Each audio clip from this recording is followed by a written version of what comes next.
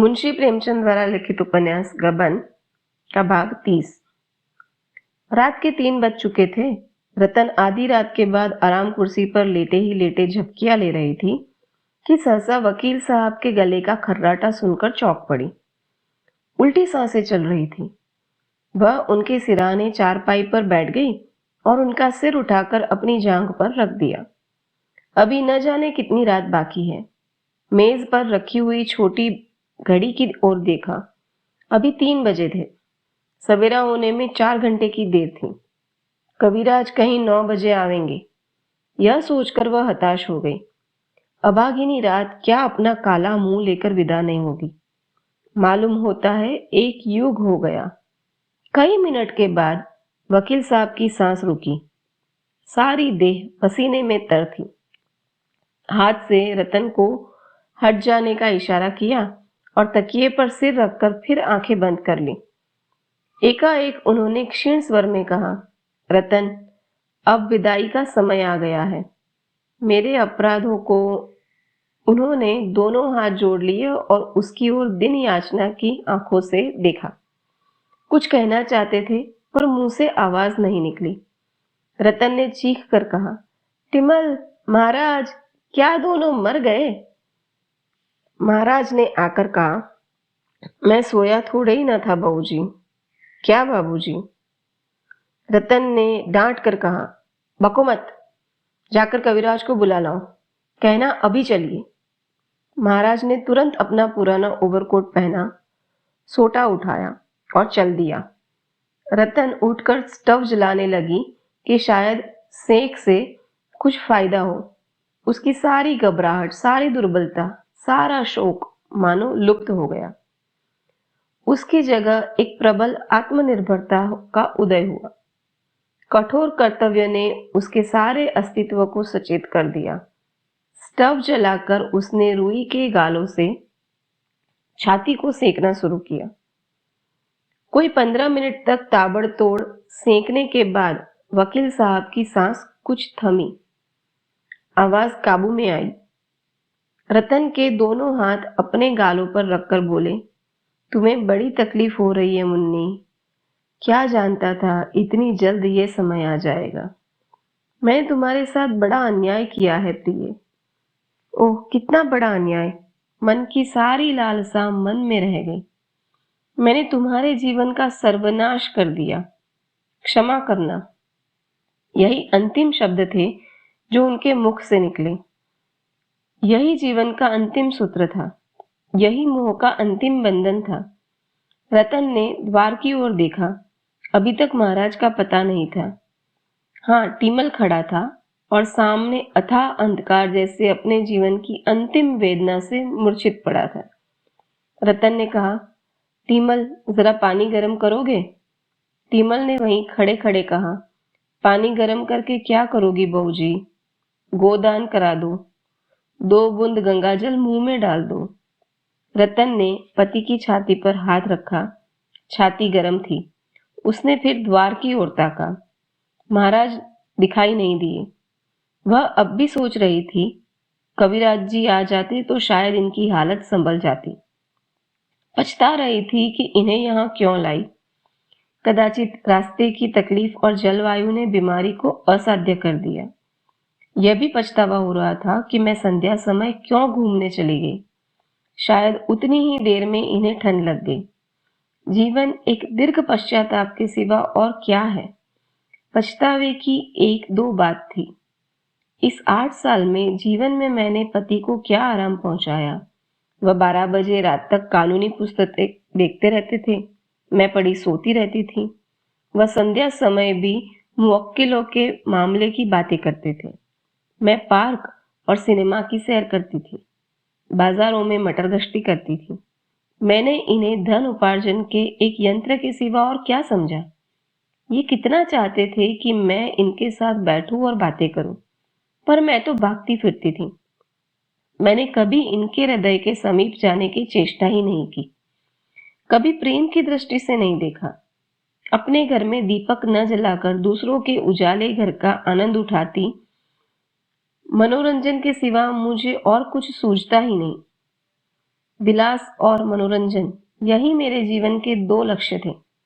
अपने जले हुए दिल को इस तरह शांत करके मैं संतुष्ट थी।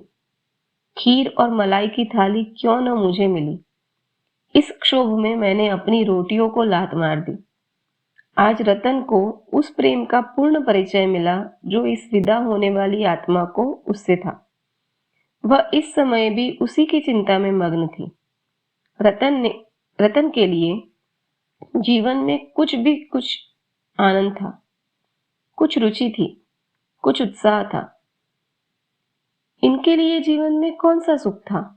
न खाने पीने का सुख, न मेले तमाशे का शौक। जीवन क्या एक दीर्घ तपस्या थी जिसका मुख्य उद्देश्य कर्तव्य का पालन था। क्या रतन उनका जीवन सुखी न बना सकती थी? क्या एक क्षण के लिए कठोर कर्तव्य की चिंताओं से उन्हें मुक्त नहीं कर सकती थी? कौन कह सकता है कि विराम और विश्राम से यह बुझने वाला दीपक कुछ दिन और प्रकाशमान नहीं रहता। लेकिन उसने कभी अपने पति के प्रति अपना कर्तव्य ही नहीं समझा। उसकी अंतरात्मा सदैव विद्रोह करती रही, केवल इसलिए कि इनसे मेरा संबंध क्यों हुआ। क्या उस विषय में सारा अपराध इन्हीं का था? कौन कह सकता है कि दरिद्र माता पिता ने मेरी और भी दुर्गति न की होती। जवान आदमी भी सबके सब क्या आदर्शी होते हैं। उनमें भी तो व्यभिचारी, क्रोधी, शराबी सब तरह के होते हैं। कोई कह सकता है इस समय में किस दशा होगी। रतन का एक एक रोवां इस समय उसका तिरस्कार कर रहा था। उसने पति के शीतल चरणों पर सिर झुका लिया और बिलख बिलख कर रोने लगी। वह सारे कठोर भाव जो बराबर उसके मन में उठते रहते थे, वह सारे कटु वचन जो उसने जल जल कर उन्हें कहे थे, इस समय सैकड़ों बिच्छुओं के समान उसे डंक मार रहे थे। हाय, मेरा यह व्यवहार उस प्राणी के साथ था जो सागर की भांति गंभीर था। इस हृदय में कितनी कोमलता थी, कितनी उदारता। मैं एक बीड़ा पान दे देती थी तो कितना प्रसन्न हो जाते थे। जरा हंसकर बोल देती थी तो कितने तृप्त हो जाते थे। पर मुझसे इतना भी ना होता था। इन बातों को याद कर करके उसका हृदय फटा जाता था।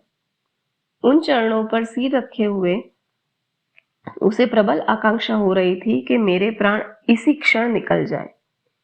उन चरणों को मस्तक से स्पर्श करके उसके हृदय में जितना अनुराग उमड़ता आता था, मानो एक युग की संचित निधि को वह आज ही इसी क्षण लुटा देगी।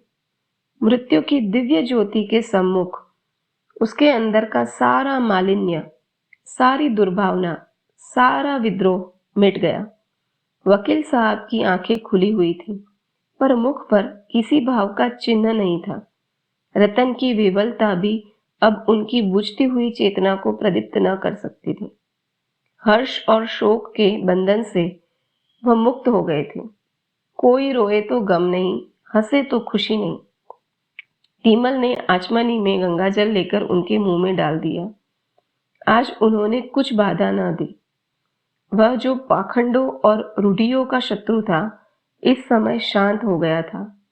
इसलिए नहीं कि उसमें धार्मिक विश्वास का उदय हो गया था, बल्कि इसलिए कि उसमें अब कोई इच्छा नहीं थी। इतनी ही उदासीनता से वह विष का घूंट भी पी जाता। मानव जीवन की सबसे महान घटना कितनी शांति के साथ घटित हो जाती है। वह विश्व का एक महान अंग, वह महत्वाकांक्षाओं का प्रचंड सागर, वह उद्योग का अनंत भंडार, वह प्रेम और द्वेष, सुख और दुख का लीला क्षेत्र, वह बुद्धि और बल की रंगभूमि न जाने कब और कहां लीन हो जाती है, किसी को खबर नहीं होती। एक हिचकी भी नहीं, एक उच्छ्वास भी नहीं, एक आह भी नहीं निकलती। सागर की हिलोरों का कहां अंत होता है, कौन बता सकता है? ध्वनि कहां वायुमग्न हो जाती है, कौन जानता है?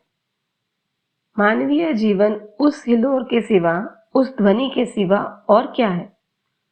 उसका अवसान भी उतना ही शांत, उतना ही अदृश्य हो तो क्या आश्चर्य है। भूतों के भक्त पूछते हैं, क्या वस्तु निकल गई? कोई विज्ञान का उपासक कहता है, एक क्षीण ज्योति निकल जाती है। कपोल विज्ञान के पुजारी कहते हैं, आंखों से प्राण निकले, मुंह से निकले, ब्रह्मांड से निकले। कोई उनसे पूछे, हिलोर लय होते समय क्या चमक उठती है? ध्वनि लीन होते समय क्या मूर्तिमान हो जाती है? यह उस अनंत यात्रा का एक विश्राम मात्र है, जहां यात्रा का अंत नहीं, नया उत्थान होता है। कितना महान परिवर्तन! वह जो मच्छर के डंक को सहन न कर सकता था, अब उसे चाहे मिट्टी में दबा दो, चाहे अग्नि चिता पर रख दो, उसके माथे पर बल तक नहीं पड़ेगा। टीमल ने वकील साहब के मुख की ओर देखकर कहा, बहू जी, आइए खाट से उतार दे। मालिक चले गए। यह कहकर वह भूमि पर बैठ गया और दोनों आंखों पर हाथ रखकर फूट फूट कर रोने लगा। आज 30 वर्ष का साथ छूट गया। जिसने कभी आधी बात नहीं कही, कभी तू करके नहीं पुकारा, वह मालिक अब उसे छोड़े चला जा रहा था। रतन अभी तक कविराज की बाट जो रही थी। टीमल के मुख से यह शब्द सुनकर उसे धक्का सा लगा। उसने उठकर पति की छाती पर हाथ रखा। 60 वर्ष तक अविश्राम गति से चलने के बाद वह अब विश्राम कर रही थी। फिर उसे माथे पर हाथ रखने की हिम्मत नहीं पड़ी। उस देह को स्पर्श करते हुए, उस मरे हुए मुख की ओर ताकते हुए उसे ऐसा विराग हो रहा था जो ग्लानि से मिलता था। अभी जिन चरणों पर सिर रखकर वह रोई थी, उसे छूते हुए उसकी उंगलियां कटी सी जाती थी। जीवन इतना कोमल है, उसने कभी नहीं समझा था। मौत का ख्याल कभी उसके मन में नहीं आया था। उस मौत ने आंखों के सामने उसे लूट लिया। एक क्षण के बाद टीमल ने कहा, बहू जी, अब क्या देखती हो? खाट के नीचे उतार दो। जो होना था हो गया। उसने पैर पकड़ा, रतन ने सिर पकड़ा और दोनों ने शव को नीचे लिटा दिया और वहीं जमीन पर बैठकर रतन रोने लगी। इसलिए नहीं कि संसार में अब उसके लिए कोई अवलंबन नहीं था, बल्कि इसलिए कि वह उसके साथ अपने कर्तव्यों को पूरा नहीं कर सकी। उसी वक्त मोटर की आवाज आई और कविराज जी ने पदार्पण किया। कदाचित अब भी रतन के हृदय में कहीं आशा की कोई बुझती हुई चिंगारी पड़ी हुई थी। उसने तुरंत आंखें पोंछ डाली, सिर का आंचल संभाल लिया, उलझे हुए केश समेट लिए और खड़ी होकर द्वार की ओर देखने लगी। प्रभात ने आकाश को अपनी सुनहली किरणों से रंजित कर दिया था। क्या इस आत्मा के नवजीवन का यही प्रभात था?